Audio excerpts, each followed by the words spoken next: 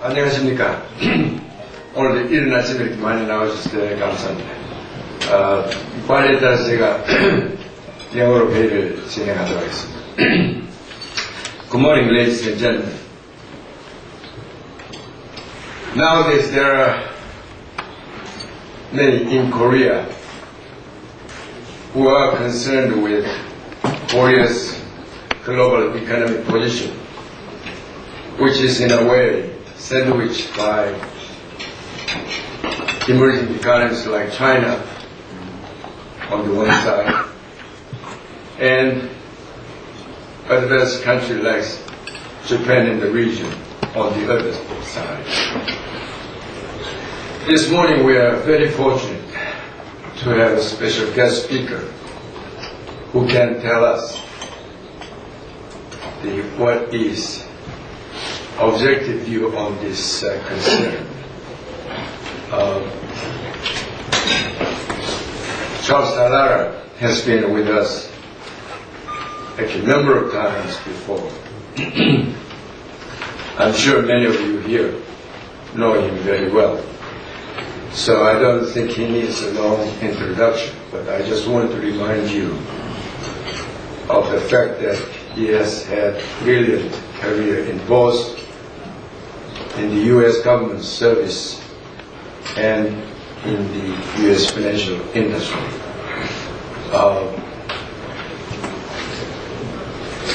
He served the U.S. government during the senior Bush administration as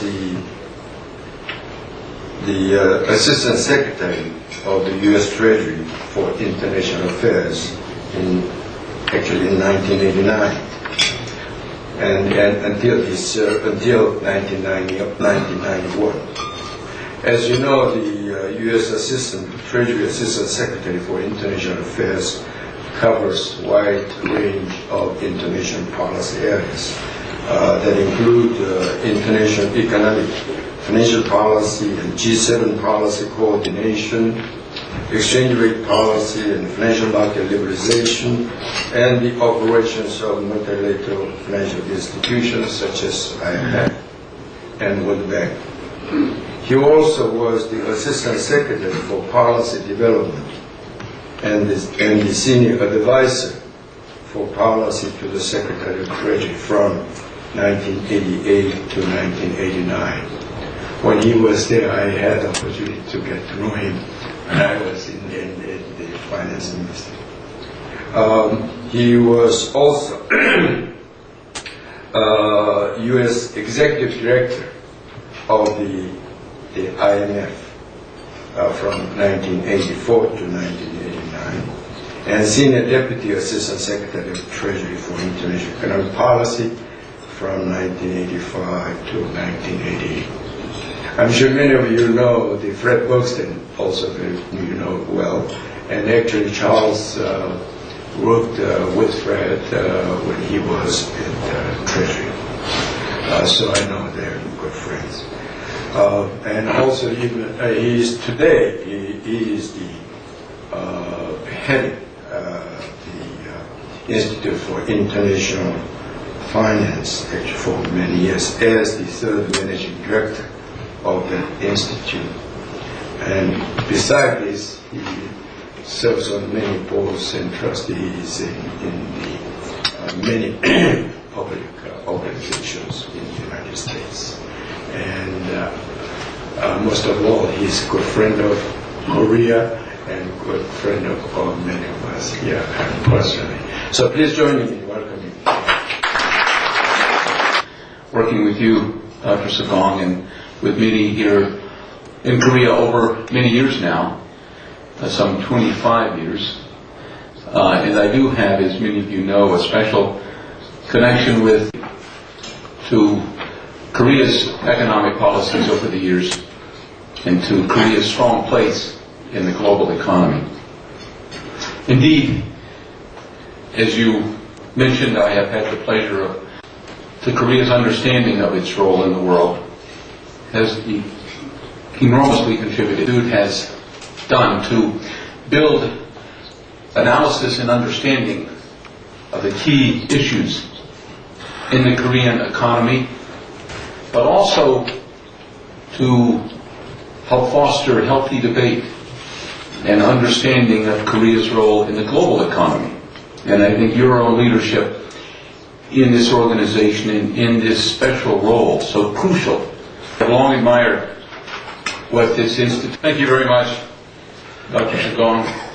It's always a pleasure to be back in Seoul, and a particular pleasure to be here at your institute. I do question whether or not the credit that is being extended by banks, by hedge funds, and the credit which is fueling the sharp growth in derivative instruments in global financial markets. Now, in many ways, these instruments have become wonderful, positive additions to global stability and risk management. But here again, I do not think we fully know how these instruments will respond in moments of stress. We have just conducted a major study in the Institute putting forward recommendations to banks around the world on how banks should best manage liquidity risk in their own organization. And these are the experts in the world, the top liquidity risk managers in Goldman Sachs, and JP Morgan, Deutsche Bank, UBS, Morgan Stanley, Merrill Lynch. And if you read the report, you do not come away feeling entirely comfortable. Don't read it before going to bed, because unlike most of our reports, it will not put you to sleep. It will keep you awake a little bit, because it leaves very clearly the impression that in a moment of stress, moving collateral around the world, which may be necessary in order for a firm under liquidity pressure to obtain liquidity from a central bank, moving collateral is very difficult. You know, you look at global firms today, and they have huge pools of liquidity backed up by collateral. If they need to go to the Federal Reserve or the Swiss National Bank or the European Central Bank in a moment of stress because they are losing liquidity, and you know this can happen just like this. This is not a matter of solvency, but it's a matter of confidence. If they need to do that, the central banks will not extend credit to them, emergency lines of credit, without collateral. And the collateral cannot easily move across borders today. We live in a very paradoxical world financially, which is fraught with complications because firms, financial firms, increasingly including Korean firms, are managed globally. When you manage risk at JP Morgan, and I did this some years ago personally, you do not look at what your risk is on the balance sheet just in the US or just in Europe. You have to look at the risk on a consolidated global basis. Firms are being managed globally, markets are global, but regulation is still very deeply rooted in national policies and national orientations. This has to change. Yesterday, we had a remarkable gathering here, and I would like to give credit to FSS Chairman Yoon for co-chairing with me and organizing and hosting a special program, bringing together top regulators from around the region and top bankers from around the region to talk about how we can build more efficient regulatory regimes in Asia.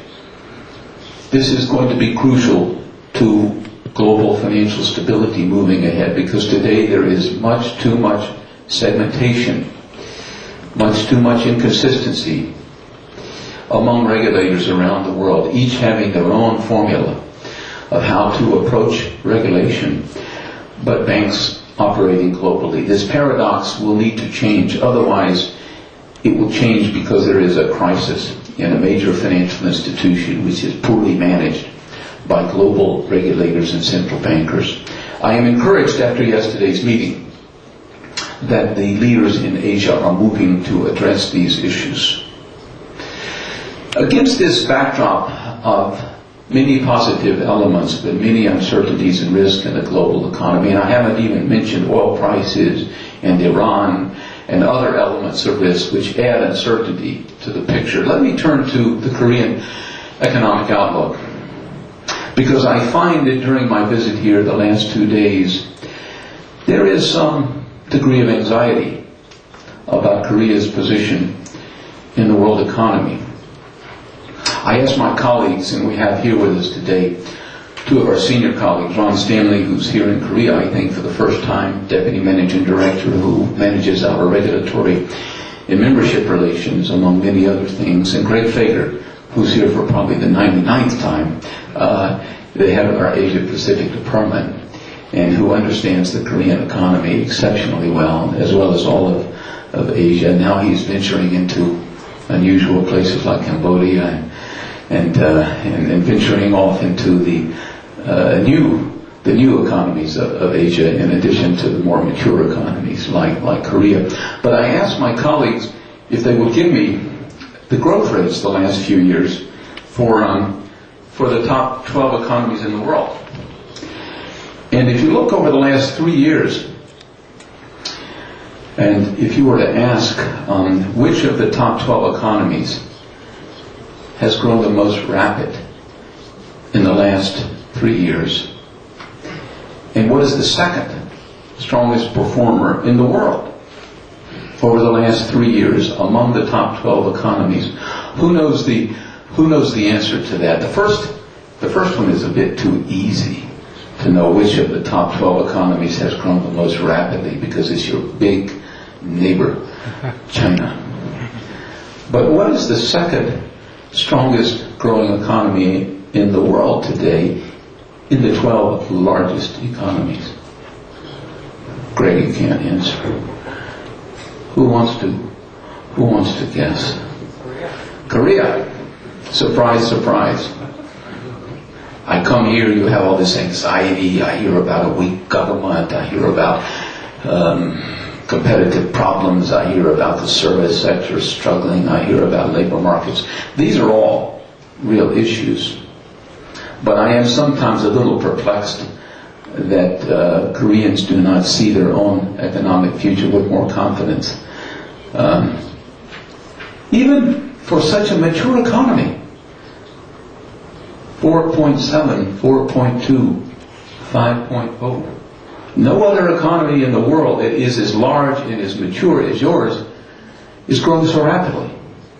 So for a moment, put aside China, because China's level of development and economic maturity is perhaps, 25 years behind Korea's? It's hard to know for sure. It's rapidly catching up, certainly. But the relevant comparison for the Korean economy, perhaps, are the more mature economies. And here, in spite of your problems, the performance has been quite impressive. We see an economy with manufacturing still performing quite impressively. Exports running at double digits. I think the latest estimates are export growth in value terms somewhere in the 15% range, Greg. Export growth to China, even higher, probably in the 18 to 20% range. Yes, I know that profitability and margins are being squeezed.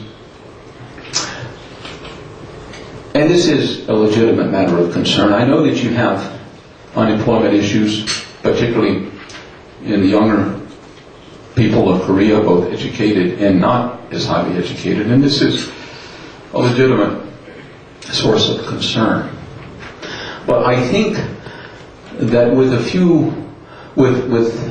attention and energy being devoted to a few key areas, and let me mention what I think those are. I think the Korean economy can continue to prosper even in this world of this huge country next to you, which I sometimes compare to a dragon on steroids. That may not be the most complimentary way to refer to China, but the exchange rate policy is perhaps somewhat similar to steroids, which has infected our baseball world, and I hope not yours.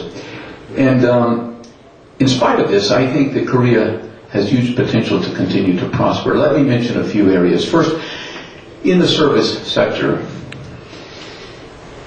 it seems to me that meaningful progress is essential toward your goal of becoming a financial hub. Sometimes I am not sure whether this talk of a financial hub is rhetoric or reality. Sometimes it seems like a bit of both. You are making changes. You have a new capital markets law on the books, which I understand may be passed within 2 to 3 months. You have pension reform moving forward. You have a regulator which is actively looking for ways to streamline regulation and make it more user-friendly. At the same time, government's attitude toward financial markets is still not sufficiently one of partnership, in my view, and needs to become more business-friendly and more supportive of innovation in the financial markets. Regardless of whether financial firm participants are Korean headquartered or foreign headquartered, it's important to be as blind as possible about the nationality of financial institutions if you want to really succeed in building a deep, robust, attractive capital market here. I believe that the Korean banks today are much, much stronger than they were some years ago. And we now see strengthening in the Korea's security and insurance sectors. But nevertheless, there is considerable scope for strengthening the efficiency of Korean financial markets. Labor market reform as it applies to Korean firms and foreign firms operating here is an important area of further reform. I understand the desire to train Korean citizens to be at the helm of financial institutions here, but I also see the benefit of approaches like we see in Singapore today, where they are relatively blind about who comes in to manage their financial institutions. They want talent, and they are open to talent wherever it comes from. This, in the end, has been key to the success of London as a financial center, probably will be key to Singapore's success, and I hope will be a factor here in Korea. You know, in recent years we have seen substantial foreign participation in the financial sector in Korea. And yet it is somewhat worrisome to me to see that when foreign investors generate profits on investments in Korea, that sometimes this generates a popular sentiment that there's something wrong about this. Now, my colleague Greg told me last night, he said, you better be careful talking about this deal here in Korea, which is so controversial. And let me be very clear on one matter. I'm not questioning for a moment the right of a country, indeed the obligation of a country and its judicial system to investigate illegal behavior by either its own citizens or foreign investors if this has been the source of profitability or is somehow involved in a transaction. Courts should be allowed to run their course in Korea, in the United States, wherever. You have an impressive judicial system here in Korea, quite frankly. And I think we can all have confidence in the judicial system. But this is rather different from Korean leadership acquiescing to another phase of Korean anxiety about foreign profitability or foreign investor in your markets. Korea cannot afford to be ambivalent about globalization today. Simply, you cannot afford it. In my view, Korea must embrace globalization vigorously. And this will be the key, or one of the keys to success going forward. You are doing this in other areas. I must congratulate the government and the business community here for the support for the Korean-US FTA. When I was here last year, talking to my good friend Dr. Sagong, I was not so confident this would happen. But it is happening, and I think that the commitment of your president, indeed the commitment of our president in the United States and your government, has been, I think, steadfast and will, in the end, I am rather confident, contribute to a final ratification of the U.S.-Korean FTA, which I think will be a major benefit for Korea, as well as a benefit for the United States. You know, multilateral trade negotiations are stalled. We know that. And we know, therefore, that bilateral trade negotiations have taken on an unusual importance. In the long run, of course, they should not replace multilateral trade liberalization, but in the short run, they provide an opportunity for an economy like Korea to gain further competitive advantage and access to global markets and provide an opportunity to strengthen the efficiency of your own economy through more liberal engagement with the rest of the world. And I am pleased to see that, and I am not taking it as a foregone conclusion that your National Assembly will approve this, nor the U.S. Congress, but I think it will happen. I hope it will happen. And I see now that there's the opening of Korean trade talks with Europe. In my hotel, the Shilla Hotel, I was very curious. In my floor, there is a sign right off the elevator on my own floor. EU Korean trade negotiations, administrative office, and it's a hotel room. And the first couple of days I was here, the door was always closed. So I was concerned, this negotiation is not going anywhere. They don't seem to be around. But then yesterday, as I was leaving the hotel, I saw the door open, so I went in and asked them. I said, well, I'm glad to see that you're now moving forward. And the European gentleman said, oh, but we just began. It's going to be a long process. And I said, well, don't make it so long and difficult as the U.S. did, because I think that there's big advantage for you in Korea here. And indeed, it may not be as difficult. And then I would encourage Korea to pursue something in racing circles. Koreans aren't I don't think as obsessed with horse racing as Chinese. But if you've ever been down to Happy Valley in Hong Kong, you know something called the trifecta.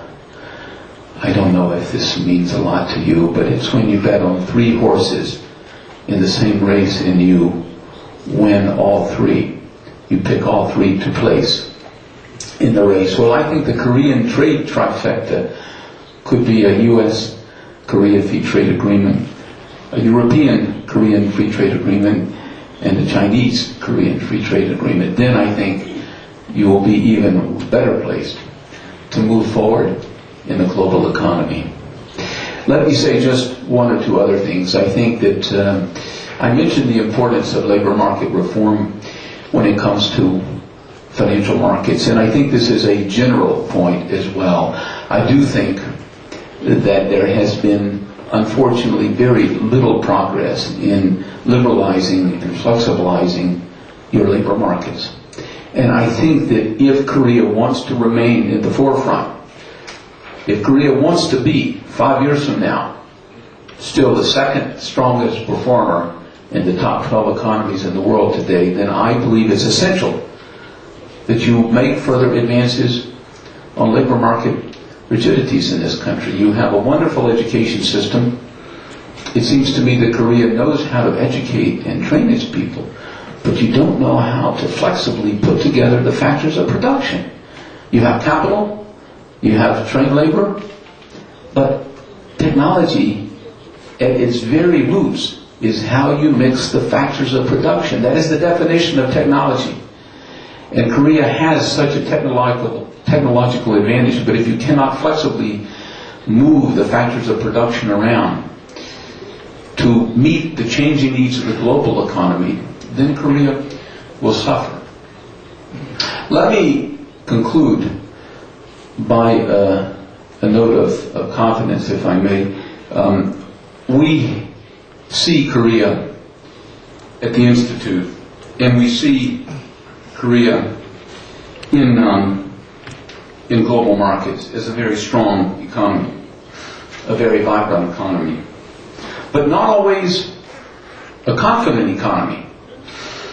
You worry about your political leadership, we worry about our political leadership, but you know, dynamic, strong economies can survive weak leaders as well as strong leaders.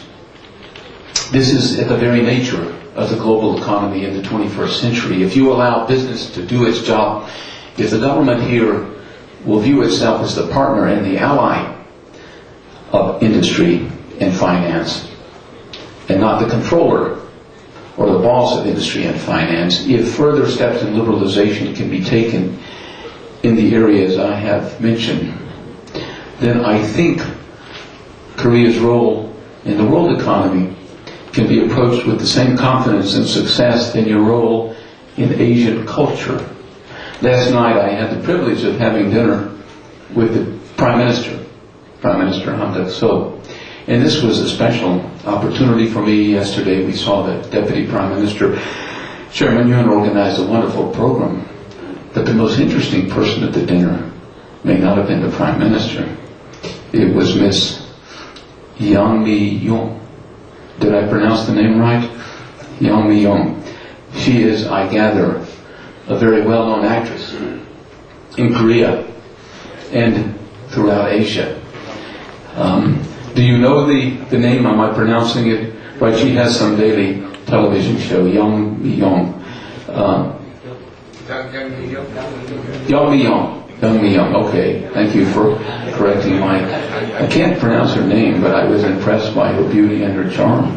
I can tell you that. But one of the remarkable things about Asia in the last 5 years has been this remarkable spread of Korean culture throughout Asia. She is not just a popular actress in Korea. I was told last night that Malaysians love her, Thais love her, Singaporeans love her, Chinese love her. So if you can approach Asian culture with such confidence, I'm sure you can take this same confidence and apply it to the global economy. And Korea may have yet the same influence on the global economy that you have in Korean entertainment and culture today. Thank you very much for inviting me to be here with you.